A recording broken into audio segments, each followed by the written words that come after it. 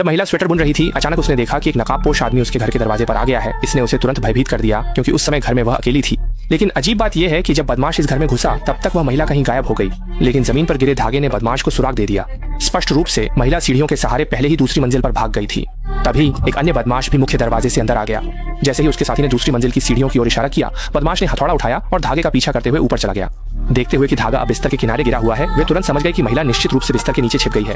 लेकिन जैसे ही बदमाश ने चादर को उठाया, उसने देखा कि बिस्तर के नीचे कोई नहीं है। जैसे ही दोनों बदमाश निराश हो गए, बाथरूम का पर्दा उनकी ध्यान में आया। अपने अंदर के अनुमान की पुष्टि करने के लिए बदमाश हथौड़ा लेकर धीरे धीरे वहां चला गया। हालांकि उसे पता नहीं था कि महिला पहले से ही वहां पर अपने खुद के बनाए फ्लेम थ्रोवर के साथ इंतजार कर रही थी।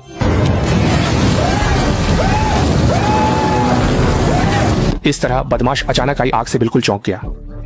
दूसरा बदमाश इसे देखकर मदद करना चाहता था, लेकिन लिसा ने बिना घबराए फ्लेम थ्रोवर उठाकर उसकी ओर निशाना साधा, फिर तेजी से दरवाजे की ओर बढ़ गई और बिना कुछ कहे नीचे की ओर भागने लगी। और बदमाश भी पीछे से पीछा करते हुए आ गया।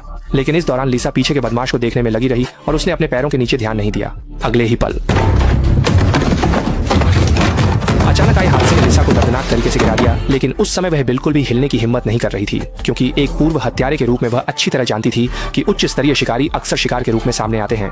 अब वह जमीन पर लेटी हुई मृत होने का नाटक कर रही है, तो बदमाश निश्चित रूप से स्थिति की जांच करने के लिए आएगा।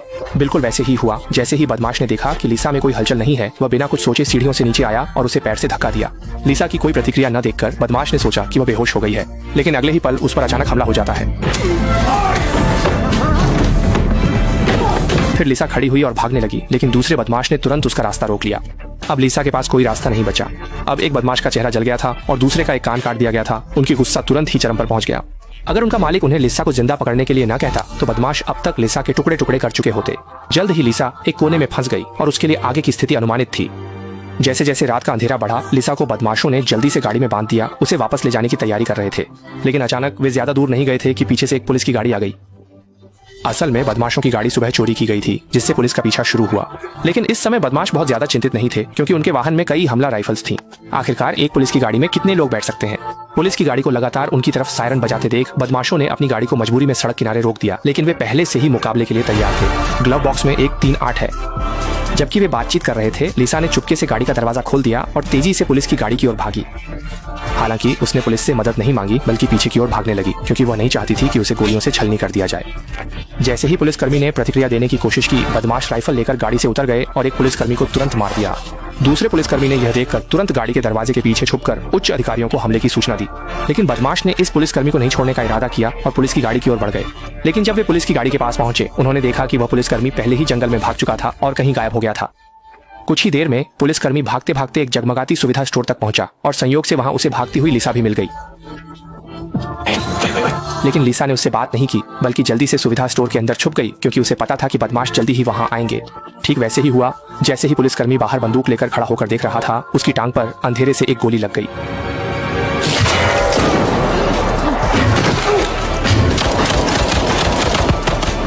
समझते हुए कि ये दोनों बदमाश एकदम खतरनाक हैं, पुलिसकर्मी ने घायल टांग को खींचकर सुविधा स्टोर में छुपने की कोशिश की।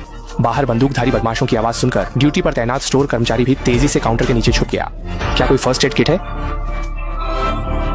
जब पुलिसकर्मी घाव को बांधने के लिए कुछ खोज रहा था, उसने देखा कि लिसा अपने हाथ के टाई को कैंची से काट रही थी। ये दृश्य देखकर मददगार पुलिसकर्मी तुरंत लिसा के पास गया और उसके हाथ की छिप टाई काटने में मदद की। लेकिन अगले ही पल भागती हुई महिला ने अचानक देखा कि उसे मारने वाला बदमाश सुविधा स्टोर के दरवाजे तक पहुंच गया। जीवित रहने के लिए लिसा ने तेजी से 2 बोतल इंजन तेल उठाकर उन्हें सुविधा स्टोर के दरवाजे पर फैलाकर बदमाश के फिसलने का जाल बनाया। इसके बाद लिसा ने सुविधा स्टोर का फ्रिज खोला। वहां से उसने 2 बैग बर्फ निकाली। वो सोच रही थी कि बर्फ को भी दरवाजे पर फैला दे, लेकिन तभी बाथरूम से कांच टूटने की आवाज आई। समझते हुए कि बदमाश खिड़की से अंदर आने की योजना बना रहा है, लिसा सीधे चुपके से बाथरूम की ओर गई। जब उसने शौचालय से दस्त की आवाज सुनी, तो लिसा ने तुरंत समझ लिया कि बदमाश अंदर छुपा है, इसलिए उसने सीधे एक फ्लोरोसेंट स्टिक फेंक दिया। जैसे ही उसने देखा कि कक्ष के अंदर कोई हलचल नहीं है, लिसा ने बर्फ को पकड़कर सीधे शौचालय में चली गई, बदमाश के लिए एक जाल तैयार करने के लिए। इसी समय बाहर पुलिसकर्मी ने स्टोर कर्मचारी से पूछा कि क्या वहां कोई आत्मरक्षा के हथियार हैं। एक एयर हॉर्न है। एयर हॉर्न क्या होता है? ये कैन में हवा की तरह होता है और आप बटन दबाते हैं और पुलिसकर्मी ने तुरंत दरवाजे पर बंदूक तान दी, लेकिन बदमाश भी मूर्ख नहीं थे। उन्होंने सीधे एक लोहे का डिब्बा अंदर फेंक दिया, जिससे पुलिसकर्मी ने बिना कुछ कहे कई गोलियां चला दी। लेकिन इसने बाथरूम के अंदर के बदमाश को भी असामान्यता का एहसास करा दिया और उसने दरवाजे पर कई गोलियां चला दी। आनन फानन में लिसा ने जल्दी से बर्फ को जमीन पर फैला दिया।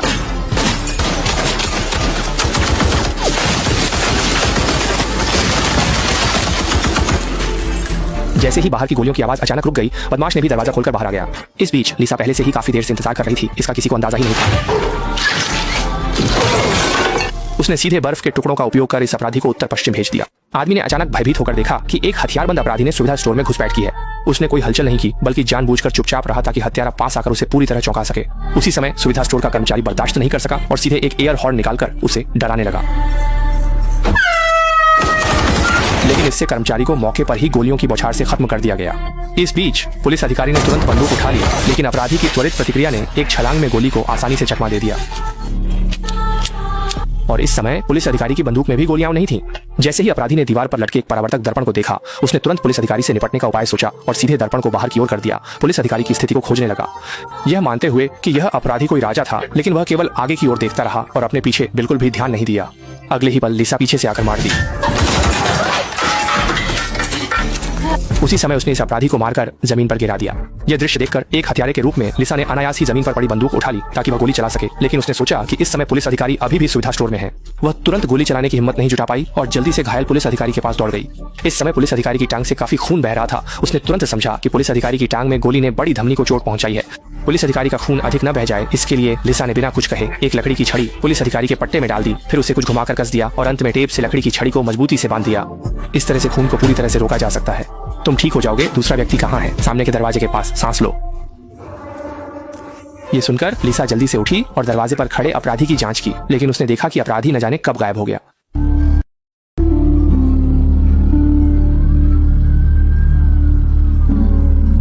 मेरे पास आ जाओ ताकि वे ना आ जाएं। वो जब ये सब खत्म हो जाएगा मैं तुम्हें पदक दिलवाऊंगा। ओह, कोई सम्मान या कुछ और, समझ गए। 等到警员艰难地站起身后，丽莎已经消失得无影无踪。